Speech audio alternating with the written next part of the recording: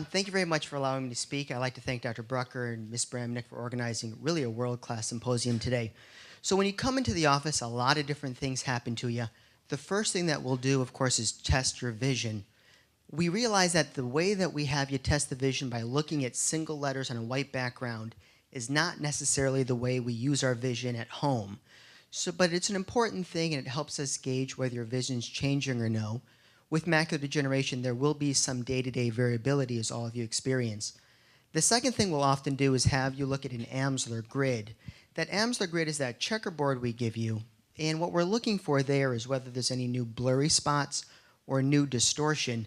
In many ways, macular degeneration, both the drusen as well as the wet type of macular degeneration that Dr. Sarin talked about, are sort of like that P in the Princess and the Pea story that we remember from when we were kids.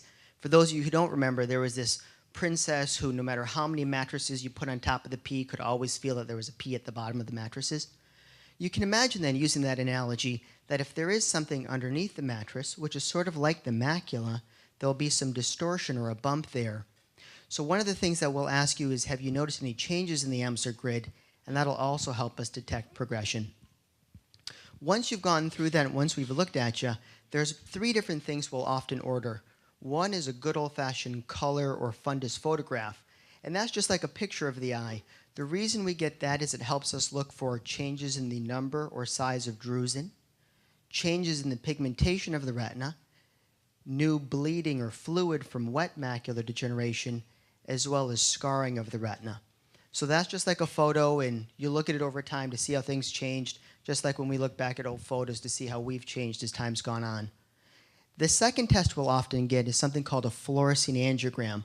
The fluorescein angiogram is that dye test where we put this orange coloring into your arm and take a bunch of photographs of the eye. That's extraordinarily helpful for a few different reasons. What the fluorescein angiogram does is it tells us what the blood supply or the blood flow is like to the back of the eye. Of course, with wet macular degeneration, you get abnormal blood vessel growth. So the fluorescein angiogram will tell us where those blood vessels are growing from, tell us how large they are, and it'll also give us a sense of whether those blood vessels are still actively leaking, whether they're shrinking, or whether they've started to scar over. The second thing that the angiogram will do is it'll tell us what the retinal pigment epithelium is like. The RPE are sort of the cells that nourish the macula, specifically the rods and the cones. And as time goes on with macular degeneration, sometimes those RPE cells get damaged. And when they get damaged, they don't nourish the photoreceptors, the rods and cones, very well. So the fluorescein angiogram can be very helpful in that regard as well. Of course, whenever we do that test, we're always concerned about the possibility of allergy. But unlike different dyes that we may have had, either dyes looking at our heart, dyes for CAT scans or MRIs, the coloring we use for fluorescein angiography is generally much safer. Another concern that we have is, does it affect my kidneys because perhaps we have kidney disease? Generally speaking, no. Even people who are on dialysis can have that very safely. Of course, some folks, while they're getting those pictures, will feel warm or get an upset stomach. If that feeling occurs, it'll pass in a few moments. What everybody does notice afterwards is that your urine is the color of a pumpkin. This time of year, of course, is not such a big deal, being in the Halloween spirit. The next test that we get a lot is this OCT, and even a few years ago, we didn't do that very often. If you can imagine the macula as like a pizza, a color picture takes a look at the pizza straight on, gives you a sense of how many pepperonis are on there. What the OCT does is cut that pizza in half and tells us whether it's a thin crust or a deep dish.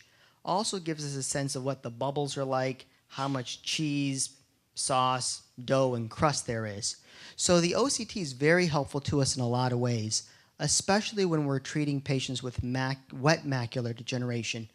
Of course, one of the main treatments that we have is Avastin and Lucentis, and Dr. Kaiser will talk to us a bit more about that.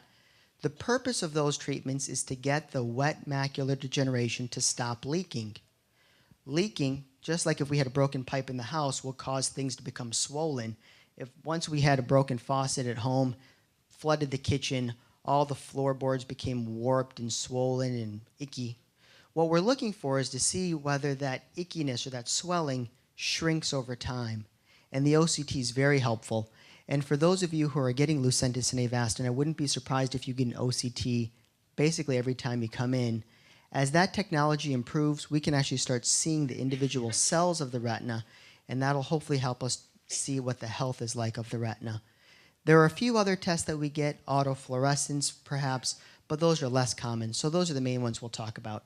Thank you very much for your attendance. We appreciate you taking time out of your day.